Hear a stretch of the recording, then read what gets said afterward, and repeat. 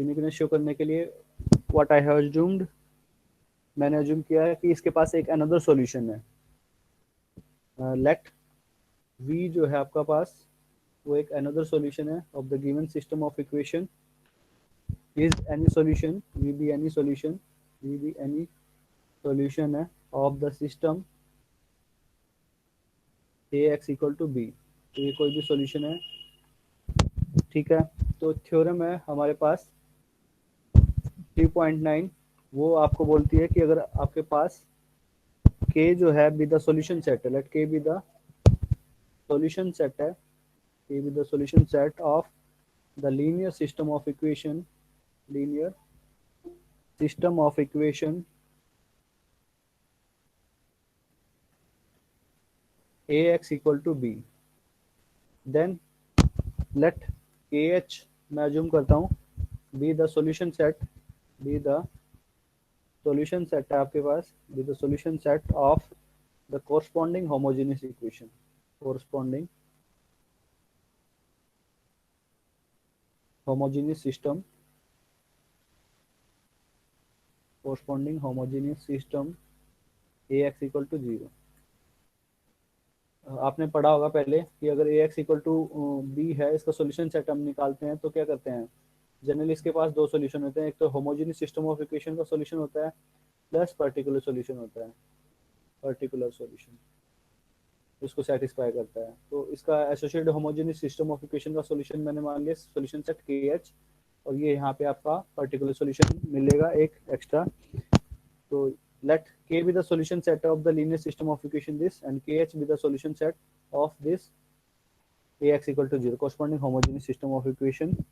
then any solution, कोई भी अगर आपका solution है, then any solution s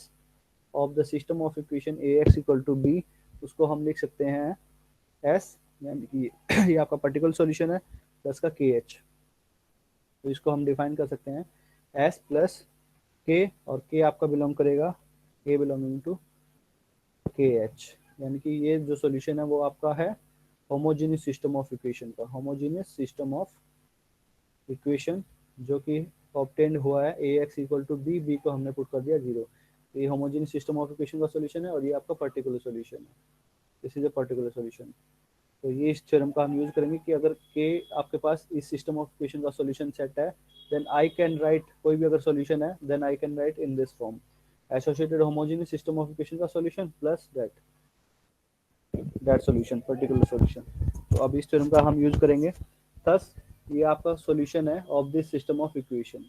ax equal to b, then v can be written in this form s plus u, where u आपका किस में belong करता है, u बिलोंग करेगा w डैश में, क्योंकि ये आपका है null space of a, w मैंने डिफाइन किया था w डैश, ये आपका था null space of l of a, यानी कि होमोजेनियस सिस्टम ऑफ इक्वेशन का सॉल्यूशन सेट। हम क्या आते हैं, वे सारे वेक्टर होते हैं x belonging to fn such that l a of x is 0, यानी कि a इंटू एक्स इज 0, तो a x equal to 0 dash के अंदर, सिंस s आपका किस में बिलोंग करता है, w के अंदर, s is belonging to w, ये हमने डिफाइन किया था w equal to range of l star. Then again by that theorem, again जो एक्सरसाइज हमने करी है अभी, एक्सरसाइज 12 जो भी प्रूफ करना है, रेंज ऑफ w आपका कितना, रेंज ऑफ एल स्टार है, और w डैश जो है आपका नल स्पेस ऑफ, ये आपका डैश है, तो null space of L of a. Then हमने शो किया था कि w का ऑर्थोगोनल कंप्लीमेंट होता है आपका w dash, that is range of L of A star, इसका ऑर्थोगोनल कंप्लीमेंट होता है null space of L of A. अगर फाइनाइट डायमेंशनल वेक्टर स्पेस होता है then taking orthogonal complement on both side, then L A star का star orthogonal complement, इसका complement जो होता है वो होता है null space L of A का orthogonal complement. This implies null space of L of A का orthogonal complement is range of L of A star, ठीक है। तो अभी हम इसका यूज करेंगे। तो आपका S जो है वो किस में बिलोंग करता है, S is belonging to W, W में बिलोंग करता है, W आपका range of L of A star, ठीक है, ये हमने प्रूफ किया था। और this is same as, this is same as यहाँ से, दैट इज ये आपका क्या है, null space of L of A का ऑर्थोगोनल कॉम्प्लीमेंट, यानी कि डब्ल्यू डैश का ऑर्थोगोनल कॉम्प्लीमेंट है, और this is W, S belong to W और W is same as W dash का ऑर्थोगोनल कॉम्प्लीमेंट। तो किस में बिलोंग करता है, यू आपका बिलोंग करता है, यहाँ पे मैंने लिखा था डब्ल्यू डैश में, तो ये आपका डब्ल्यू डैश में है, यू आपका बिलोंग कर रहा है डब्ल्यू डैश में, और ये है डब्ल्यू डैश का ऑर्थोगोनल कॉम्प्लीमेंट, यानी कि ये आपस में एक दूसरे के ऑर्थोगोनल कॉम्प्लीमेंट में है। तो अब एक थ्योरम हमने की थी, एक्सरसाइज का क्वेश्चन था, ये 6.2 में था या 1 में था, कि अगर x एंड y अगर आपके पास दो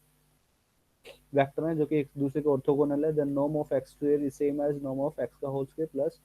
नॉर्म ऑफ वाई का होल स्क्वायर होता है for every element X Y belong to the vector space V, then तो ये आपके एक दूसरे के ऑर्थोगोनल है, ठीक है। Thus norm of v square अगर मैं कंसीडर करता हूँ, this is same as s plus u के नॉर्म का होल स्क्वायर, और by this theorem this property norm of s square plus norm of u square, ठीक है, इसको मैं ऐसे लिख सकता हूँ, and this is greater than equal to norm of s square, because this is norm जो होता है आपका ऑलवेज नॉन नेगेटिव होता है, तो norm of v square is greater than norm of, this implies norm of v square is greater than equal to the norm of s square, ठीक है। तो you can say that norm of s square is less than norm of v square taking positive square root, that is norm of s is less than equal to the norm of v। तो ये हमारा arbitrary solution था, v जो है आपका मैंने assume किया था कि दिस इज ए सॉल्यूशन है, v be an arbitrary solution था आपके पास, आर्बिट्रेरी सॉल्यूशन था of the given system of equation A x equal to B. तो यहाँ पे अगर कोई भी सॉल्यूशन है, एस मैंने शो किया था कि एस आपके पास जो है सॉल्यूशन सेट है of the given system of equation A x equal to B, तो एस जो है इसका सॉल्यूशन है, ये हमने प्रूफ किया था फर्स्ट पार्ट, और ये शो किया था कि एस जो है बिलोंग करता है range of L of A star, ये हमने डब्ल्यू में था ये मेंबर, तो ये हम शो कर चुके थे। अब मेरे को शो करना था कि एग्जैक्टली वन होता है और मिनिमल होता है, तो मेरे को शो करना था कि अगर कोई सॉल्यूशन एग्जिस्ट करता है इस सिस्टम का, तो इसका नॉर्म जो होगा वो लेस देन होगा इसके नॉर्म से, तो ये हमारे पास आ गया norm of s, this implies s is a minimal solution, s is a minimal solution, minimal solution of the system of equation A x equal to b, and s जो है आपका बिलोंग करता है range of L of A star. तो यहाँ से हमने क्या किया कि यहाँ पे इक्वलिटी कब ओकर करेगी, इसमें norm of v square is same as norm of s square, कब कब होगी,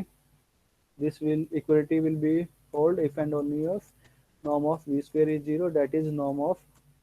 you is zero, if and only if norm zero होता है इसका मतलब यू जीरो होता है, दैट इज आपका v जो लिखा था हमने s प्लस यू लिखा था, u आपका कितना है जीरो, यानी कि v जो हो जाएगा s के इक्वल हो जाएगा, so the s equality will occur if and only if v has to be s, यानी कोई so norm of s has to be less than equal to norm of v, v is an any arbitrary solution of this system and the equality will occur here when दोनों के दोनों equal होंगे, यानी कि एक ही solution exist करेगा, unique होगा, therefore there exists a unique minimal solution of the given system, S is the only solution to this system that lies in this, यानी कि S के अलावा कोई सॉल्यूशन जो है इस सिस्टम का वो इसमें लाई नहीं करता, मतलब इस सब स्पेस में केवल S ही लाई करेगा, इसके अलावा कोई सॉल्यूशन सेट एग्जिस्ट नहीं करता है। If you satisfy the equation a into a star into u equal to b, then a into A star into you equal to b, ये आपका जो है एस के इक्वल होगा,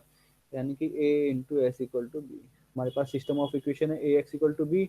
और ये हमारे पास हमने शो किया कि एस इसका सॉल्यूशन है, यानी कि a s equal to b satisfy करता है, और एस आपका बिलोंग करता है range of L of A star, ये हमारा फर्स्ट पार्ट है जो कि हमने प्रूफ किया है। अब ये कहता है कि ओनली सॉल्यूशन है जो कि range of L of A star में लाई करेगा, range of L of A star में इसका मतलब कि L A star of something you, इसका मतलब क्या होगा ए स्टार इंटू यू, इस टाइप के एलिमेंट होंगे, तो अगर यहाँ पे कोई ऐसा सॉल्यूशन एग्जिस्ट करता है range of L of A star में है, यानी कि A into A star of U, then ये आपका एस होगा, ये मेरे को शो करना है, that V is a solution, V is ए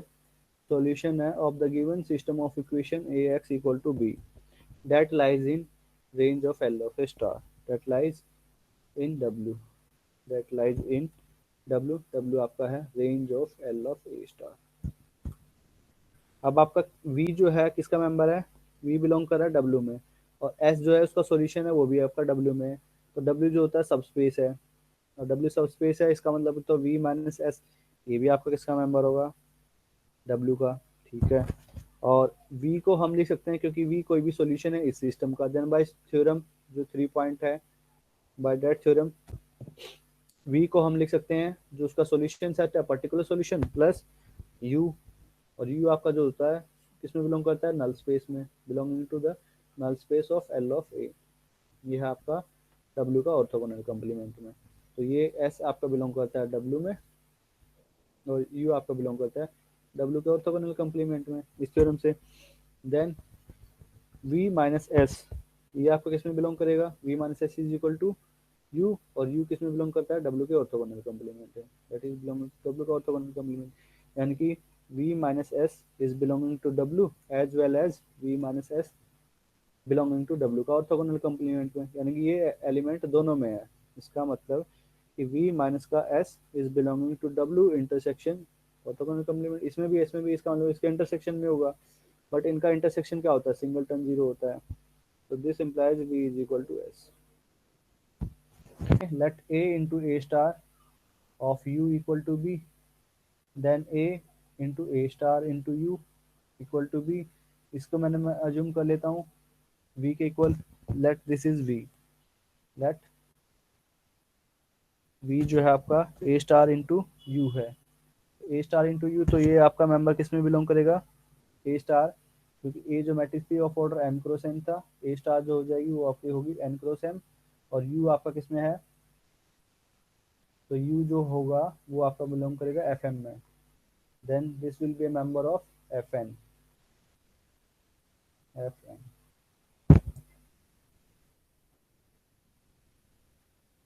तो V किस में बिलोंग करेगा, V बिलोंग करेगा आपका W में, बिकॉज ये आपका range of L A star था, W जो था आपका range of L of A star है। P जो है आपका किसके इक्वल है, ये अभी अभी हमने शो किया है, V equal to S, this implies S is equal to V equal to A star into B,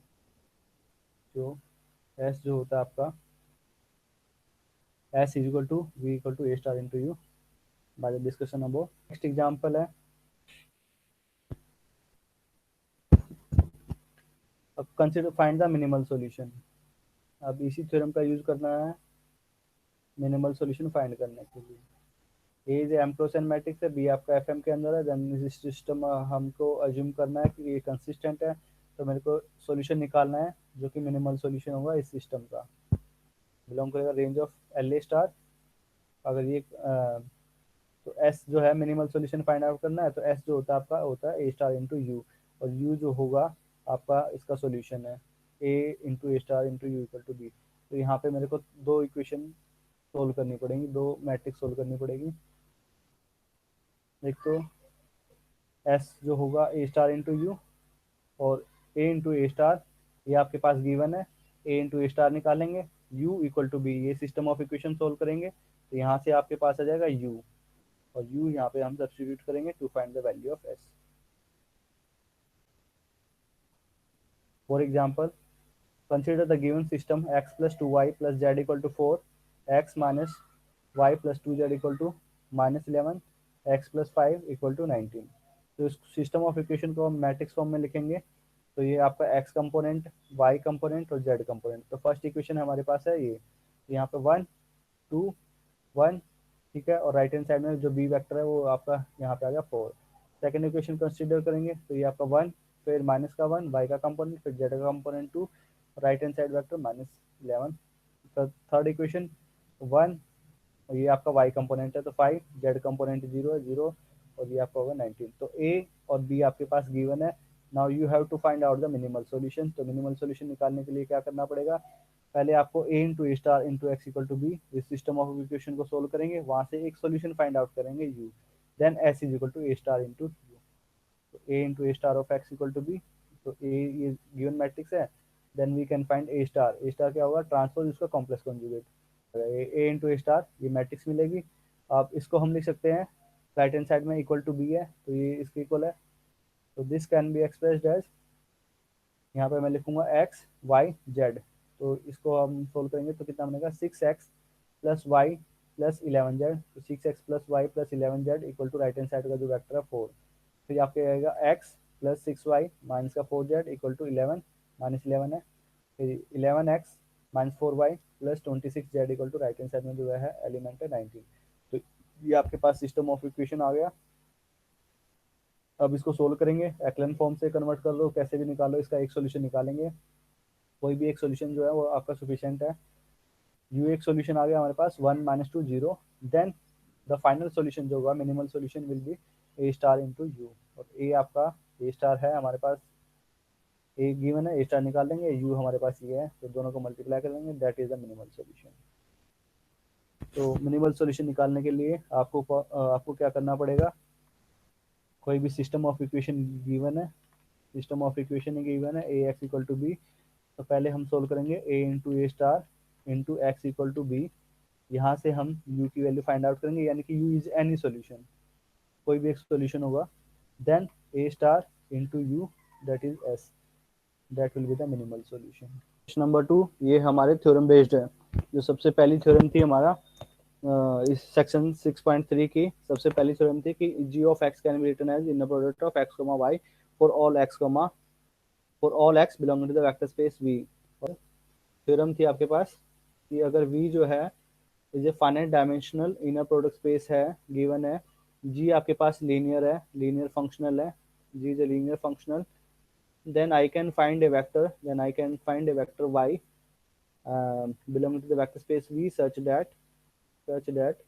g of x can be expressed as inner product of x comma y for every element x belonging to the vector space V। तो ये हमने एक question भी किया था। आप करना है सेम,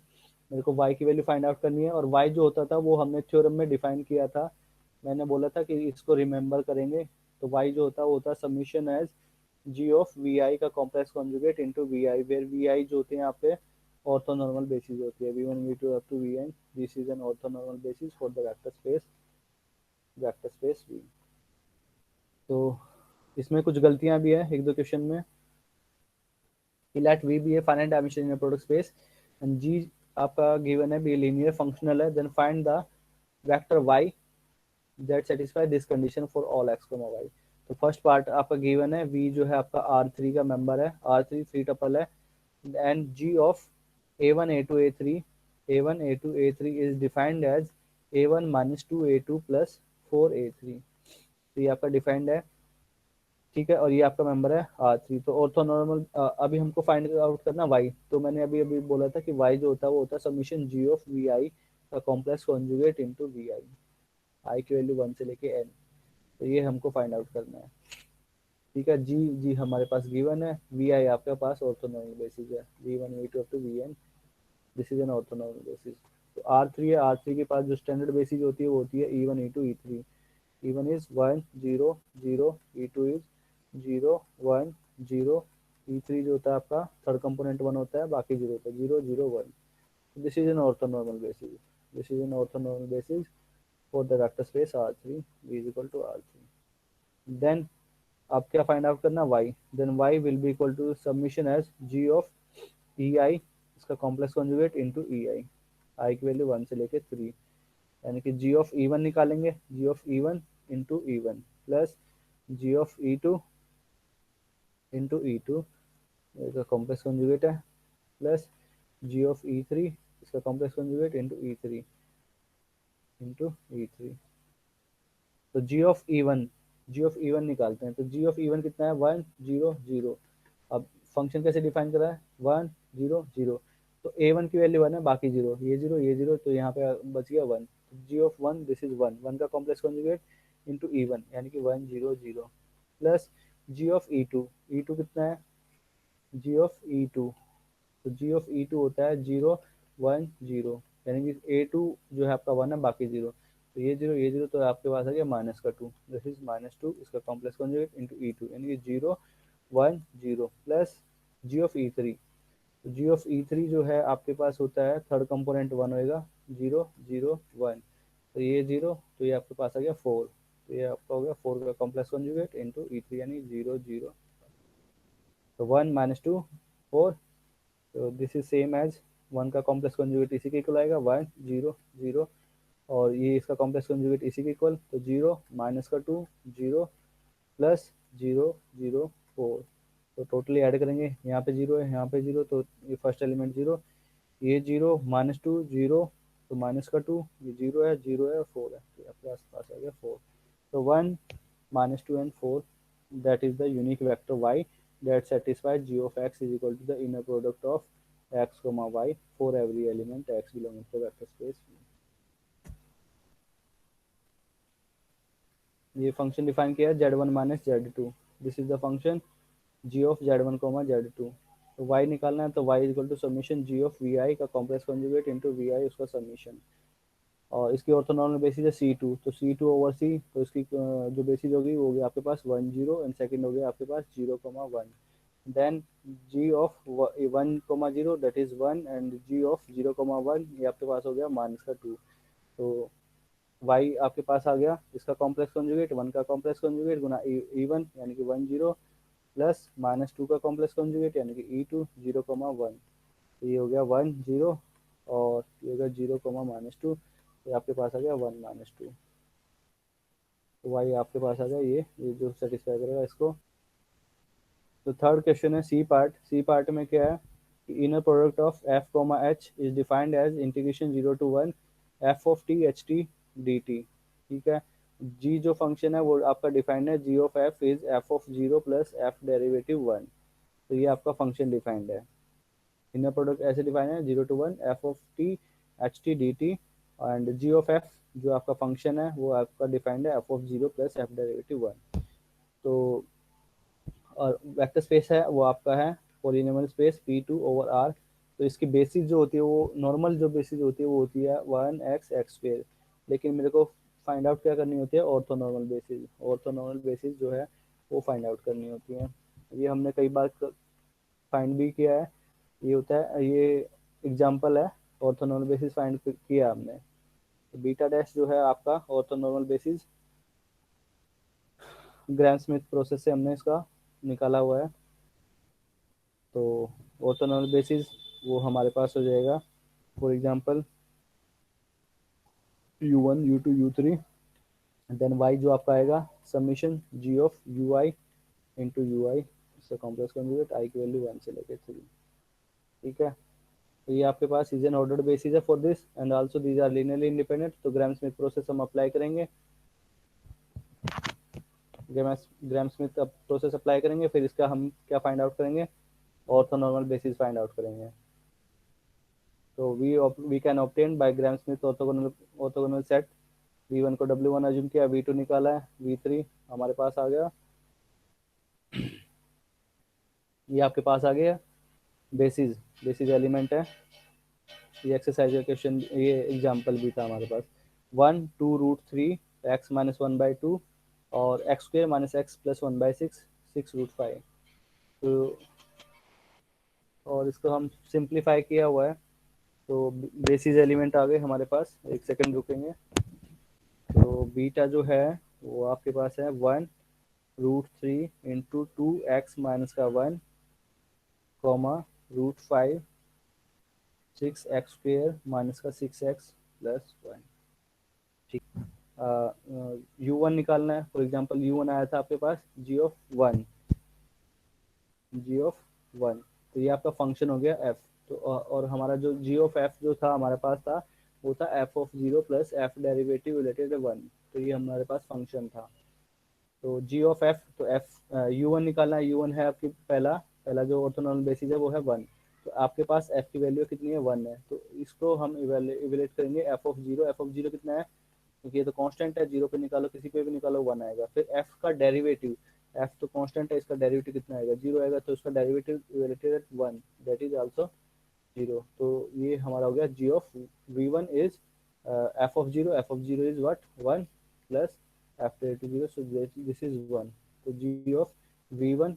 इज 1, ठीक है। नाउ g ऑफ e2 निकालेंगे, g ऑफ u2 is same as g of root 3 2x minus का 1 ये आपके पास कौन सी है, ऑर्थोनॉर्मल बेसिस है, ये u2 है। तो नाउ ये किसके इक्वल हो गया, क्योंकि ये हमारा फंक्शन है, तो f आपके पास आ गया √3 इंटू ट्वाइस एक्स माइनस का 1। नाउ g ऑफ f निकालना है, तो g ऑफ f कैसे निकलेगा, f ऑफ 0 यानी कि √3 इंटू 2, ये आपका 0 हो जाएगा माइनस का 1। ठीक है, तो ये हो गया हमारे पास, ये 0 है माइनस का 1, तो माइनस का √3। नाउ f, एक सेकेंड अभी पूरा इवेलेट किया है, ये हो गया हमारे पास f ऑफ 0। नाउ f का डेरिवेटिव निकालेंगे, तो f का डेरिवेटिव जो हो जाएगा वो हो जाएगा √3, कांस्टेंट है, ये कांस्टेंट है 0, और x के रिस्पेक्ट में निकालना है तो 2, तो 2√3। ठीक है, कहीं कैलकुलेशन में मिस्टेक हो तो मेरे को इन्फॉर्म भी कर देना। तो ये √3, इसका डेरिवेटिव लेंगे, तो ये तो स्केलर एज इट इज, इसके अंदर का डेरिवेटिव ये कांस्टेंट है 0,